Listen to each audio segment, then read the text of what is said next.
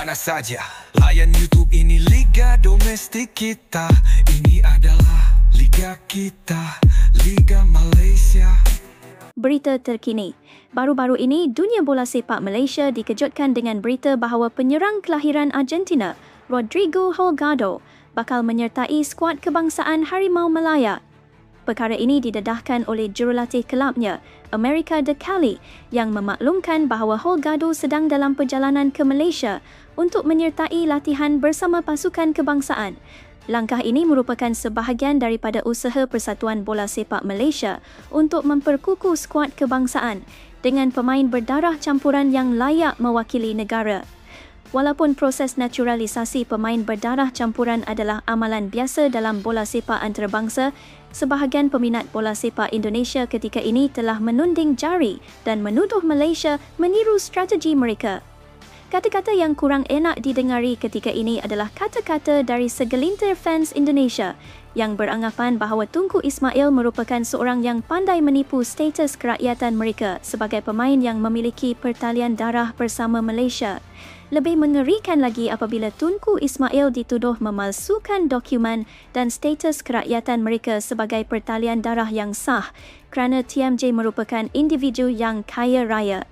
Mereka mempersoalkan kesahihan pertalian darah pemain seperti Rodrigo Holgado dan juga Hector Hevel yang dianggap langsung tiada kena-mengena dengan Malaysia.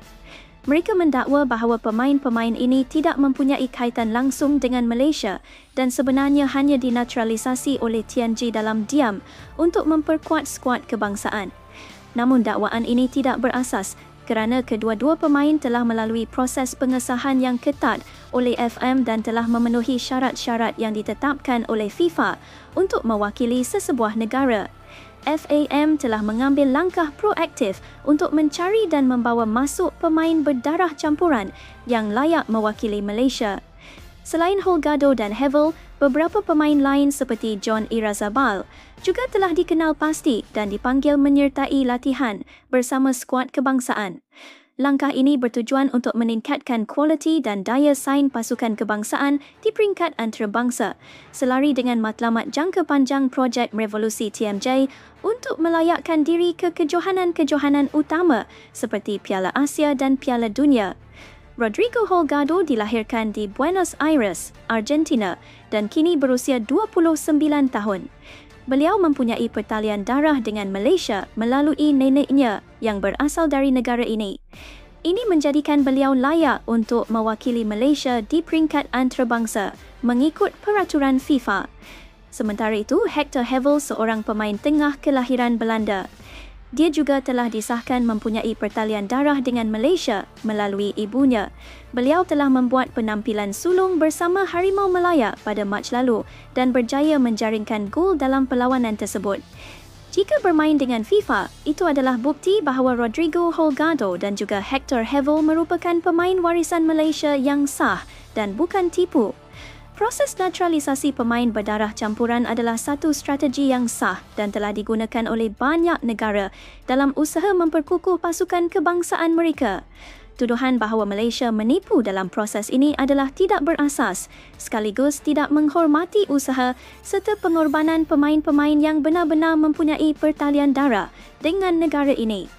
Sebagai peminat bola sepak, adalah penting untuk kita memberi sokongan kepada pemain-pemain yang mewakili negara tanpa mengira latar belakang mereka demi kejayaan bersama di pentas antarabangsa.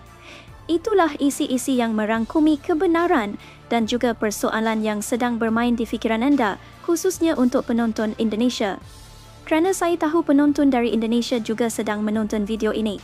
Saya juga menekankan bahawa ulasan di dalam video ini telah disusun berdasarkan maklumat terkini dan sumber yang sahih. Untuk maklumat lanjut mengenai perkembangan Rodrigo Holgado dan Hector Hevel serta skuad Harimau Malaya, sila rujuk laman rasmi Persatuan Bola Sepak Malaysia.